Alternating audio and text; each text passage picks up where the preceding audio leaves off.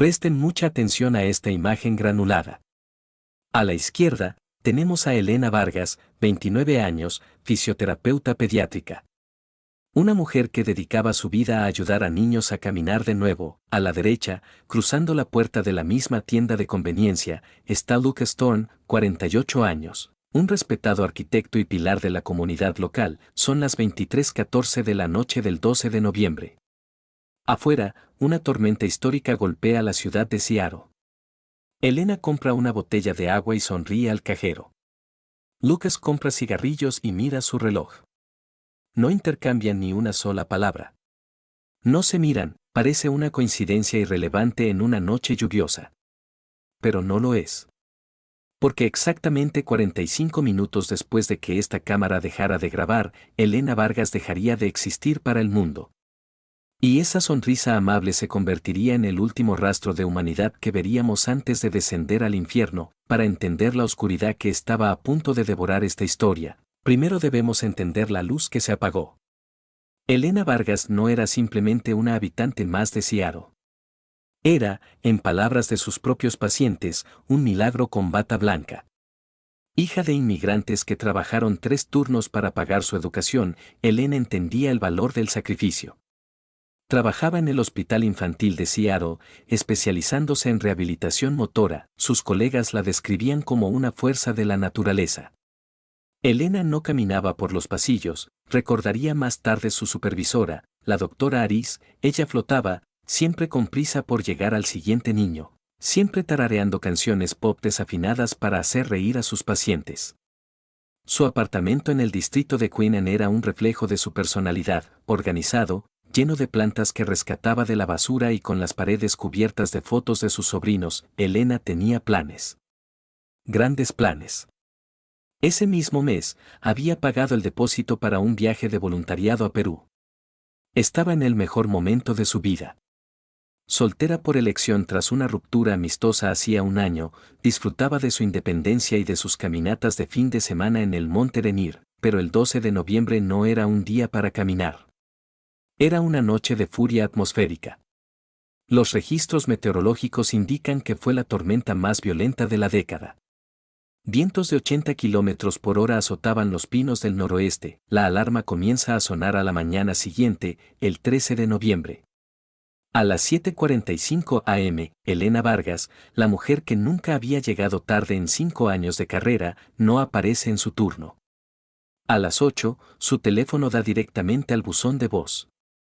A las 8:30, la doctora Aris llama a Sofía, la madre de Elena. La llamada al 911 queda registrada a las 9:12 de la mañana. La voz de Sofía Vargas es un estudio sobre el pánico contenido. 911, ¿cuál es su emergencia? Es mi hija. Elena. No está en el trabajo. No está en casa. Su gato no tiene comida y está maullando. Ella nunca dejaría al gato sin comida. Algo le ha pasado. Lo siento en el pecho, algo le ha pasado. La policía, a menudo escéptica con las desapariciones de adultos en las primeras 24 horas, reacciona de inmediato. No por protocolo, sino por el detalle del gato. Los oficiales que llegan al apartamento de Elena encuentran la puerta cerrada con llave. Dentro, todo está en orden. El bolso de gimnasio de Elena está junto a la puerta, listo para el día siguiente. Su pasaporte está en el cajón. Su cargador de teléfono está enchufado en la pared. Es como si se hubiera evaporado. O como si la tormenta simplemente se la hubiera tragado. Pero la realidad era mucho más fría y humana. La investigación cae en manos del detective Marcos Mellor y su compañera, la detective Sarah Jenkins. Miller es un veterano de homicidios, un hombre que ha visto lo peor de la humanidad y que confía más en la evidencia física que en las corazonadas. El primer paso es localizar el vehículo de Elena. Un Toyota RAV4 azul. Gracias al GPS integrado, lo localizan en menos de 3 horas. Pero la ubicación hiela la sangre de los investigadores. El coche no está en una carretera, ni en un barranco accidentado por la lluvia, está aparcado perfectamente en un mirador remoto en el Parque Discovery. Con vistas al Pacífico enfurecido, cuando los forenses llegan, la escena es desconcertante. El coche está cerrado. Las llaves no están. El bolso de Elena está en el asiento del copiloto. Dentro del bolso, su cartera, tarjetas de crédito y dinero en efectivo. El robo queda descartado instantáneamente. Pero lo más inquietante es el teléfono móvil. Está en el portavasos central. Si alguien planea desaparecer voluntariamente, anotaría Mellor en su informe inicial, no deja su cartera. Y si alguien es secuestrado en su propio coche, suele haber señales de lucha. Aquí no hay nada. Es una escena estéril, la policía acordonó la zona. Los perros de búsqueda intentaron rastrear el olor de Elena, pero la lluvia torrencial de la noche anterior había lavado cualquier rastro biológico fuera del vehículo. La tormenta había sido el cómplice perfecto, es aquí donde entra en escena el primer círculo de personas de interés. Se interroga a amigos, compañeros de trabajo y exparejas. Entre las personas entrevistadas se encuentra un hombre que vive cerca del Parque Discovery, un testigo que llamó para decir que vio el coche aparcado allí esa noche.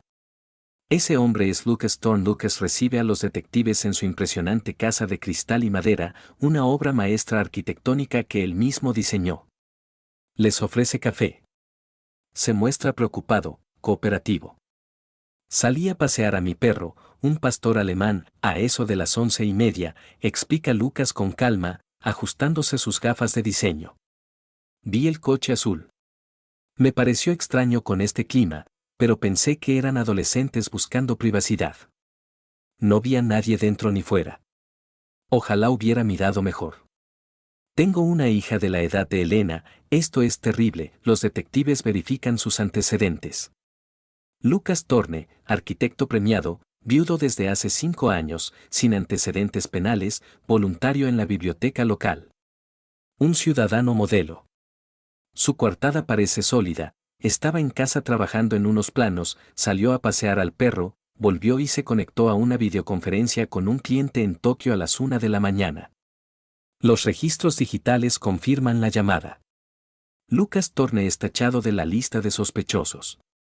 Es solo un buen vecino. O eso parece. Con el buen vecino descartado, la investigación necesita un culpable. Y el destino, cruel como siempre, ofrece uno perfecto. Aparece en el radar un nombre, Javier Méndez. Javier fue novio de Elena durante la universidad y, según un par de amigos, había intentado contactarla recientemente para volver a intentarlo.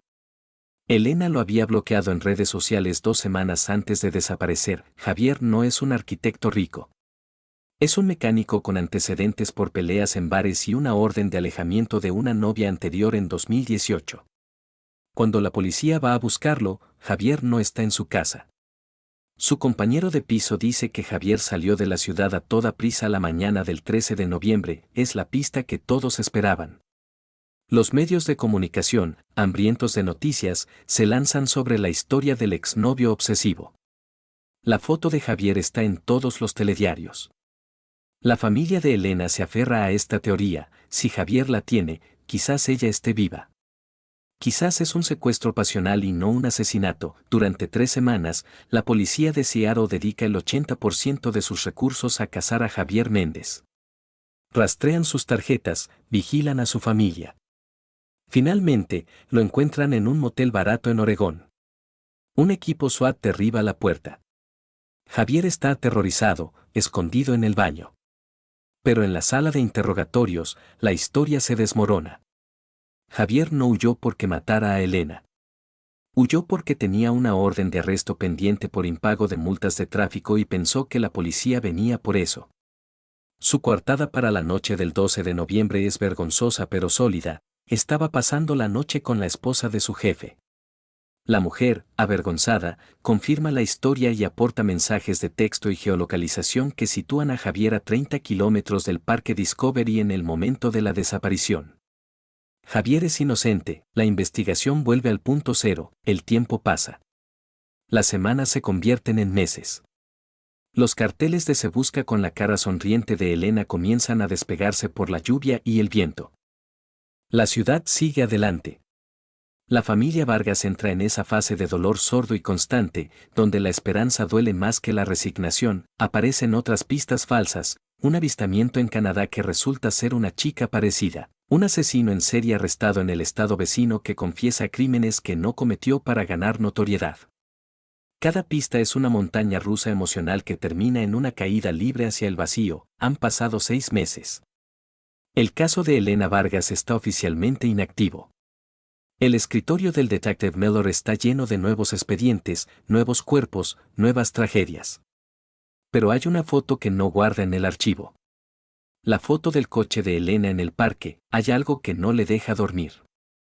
No es una prueba forense, es una ausencia de ella, la lluvia. Si Elena condujo hasta allí, salió del coche y caminó hacia la oscuridad, ¿por qué las alfombrillas del conductor estaban impolutas? Mellor revisa las fotos de la escena del crimen una y otra vez. Esa noche llovió barro y hojas. Si Elena condujo, sus zapatos debían estar mojados al entrar. Si alguien más condujo el coche para abandonarlo allí, ese alguien también debió dejar barro. Pero las alfombrillas estaban aspiradas. Limpias, alguien había limpiado el coche después de aparcarlo allí. O alguien fue extremadamente meticuloso al conducirlo. Mellor empieza a reconstruir la línea de tiempo de nuevo, ignorando a los sospechosos habituales y volviendo a lo básico. Vuelve a la cámara de la tienda de conveniencia. El gancho, ve a Elena. Ve a Lucas Thorne, vuelve a leer la declaración de Thorne. Salí a pasear al perro, vi el coche. Mellor conduce hasta la casa de Thorne. Se sienta en su coche patrulla, observando la mansión de cristal. Observa el camino que lleva al parque. Es un camino de tierra y grava. Si Thorne paseó a su perro esa noche, sus botas tuvieron que llenarse de lodo. Mellor solicita acceso a las grabaciones de seguridad de las casas vecinas a la de Thorne. La mayoría no apuntan a la calle o fueron borradas hace meses. Es un callejón sin salida técnico, pero entonces, Mellor recuerda un detalle en la biografía de Lucas Thorne. Es un arquitecto obsesionado con el control del entorno. Su casa es una smart home de última generación. Todo está conectado. Luces, termostatos, cerraduras. Mellor redacta una nueva orden judicial. No busca grabaciones de video. Busca metadatos. Busca la vida digital de la casa de Thorne. El juez, reacio a firmar una orden contra un ciudadano modelo basada en una corazonada sobre alfombrillas limpias, finalmente cede ante la insistencia del detective. Lo que llega a manos de los analistas forenses digitales no es un video incriminatorio. Es una hoja de cálculo de Excel. Miles de líneas de datos procedentes del servidor que controla la domótica de la casa de Lucas Thorne, en un mar de datos sobre temperaturas de calefacción y encendido de luces automáticas. Los analistas encuentran el detalle clave.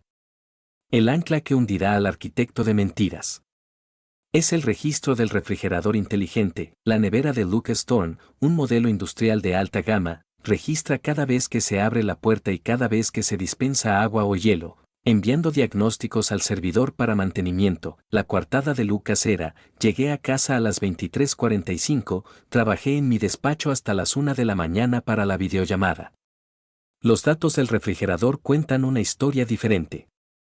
A las 23:50, el dispensador de hielo se activa. Normal. Pero entre las 0:15 y las 3:30 de la madrugada, los sensores de temperatura interna de la casa registran una anomalía brutal. El termostato del garaje, que suele estar a 18 grados, sube repentinamente a 35 grados durante 3 horas. ¿Por qué subiría la temperatura de un garaje en plena tormenta de invierno? Mellor consulta con expertos en construcción. La única razón para tal aumento de calor en un garaje cerrado con suelo radiante es si se activa manualmente al máximo, o si se utilizan lámparas de calor industriales y productos químicos exotérmicos, y hay más. El reloj inteligente de Lucas Thorne, sincronizado con la red de la casa, registra un pico de frecuencia cardíaca de 140 pulsaciones por minuto a las 2:15 de la mañana. No estaba sentado en una silla. Estaba realizando un esfuerzo físico intenso. Pero la prueba reina, la miga de pan definitiva, aparece cuando la policía cruza estos datos con los registros de peaje del estado. El coche de Lucas Thorne tiene un transpondedor de peaje, tipo Easy Pass. No registró ningún viaje esa noche. Sin embargo, los registros muestran que el transpondedor de su esposa fallecida, que supuestamente estaba guardado en un cajón desde hacía 5 años, pingueó, emitió señal. En una torre de control en una carretera forestal a 60 kilómetros al este de Seattle a las 4 de la mañana. Lucas había cometido un error fatal. Había cogido el transpondedor equivocado al salir a deshacerse de la evidencia, pensando que era indetectable. Mellor ahora sabe dos cosas: Lucas no estaba trabajando tranquilamente en casa. Estaba haciendo algo extenuante en un garaje sobrecalentado. Lucas salió de madrugada hacia un bosque remoto usando un dispositivo de rastreo que creía inactivo. Ya no es una persona de interés. Es el objetivo principal. La detención no se realiza en la calle. Mellor quiere atraparlo en su elemento. Esperan a que Lucas esté en su oficina de arquitectura, rodeado de sus premios y sus maquetas de edificios perfectos. Cuando Mellor entra en la sala de juntas, Lucas sonríe. Detective, ¿en qué puedo ayudarle esta vez? Miller no sonríe. Lucas Thorne queda detenido por el asesinato de Elena Vargas. La máscara de Lucas cae por una fracción de segundo, revelando una mirada gélida, reptiliana, antes de volver a la indignación fingida. Quiero a mi abogado. Ahora, el interrogatorio es una clase magistral de tensión psicológica. Durante 4 horas, Lucas no dice nada. Se sienta con una postura perfecta, mirando un punto fijo en la pared. Su abogado, un tiburón legal de la ciudad, desafía cada pregunta, pero Mellor tiene paciencia. Coloca sobre la mesa de metal las fotos del garaje. Luego, los gráficos de temperatura. Y finalmente, el registro del transpondedor de la esposa muerta. Sabemos que estuviste en el Bosque Nacional Becker a las 4 de la mañana, Lucas. Sabemos que usaste acetona y calor en tu garaje para limpiar algo. Y sabemos algo más. Mellor miente. Es un farol calculado. Encontramos micropartículas de hormigón en el coche de Elena. Un tipo de hormigón polimérico muy específico. El mismo que usted patentó para su último edificio. Está en sus pulmones, Lucas. Y está en el maletero de ella. Es mentira, pero toca el ego del arquitecto. Lucas no puede resistir que se hable de su trabajo, de su creación. Lucas mira a Mellor. Sus ojos brillan con un desprecio absoluto. No fue hormigón, susurra Lucas, rompiendo el silencio de su abogado. Era arcilla. Arcilla roja para modelar. Ella manchó mi tapicería. El abogado intenta callarlo, pero la presa se ha roto.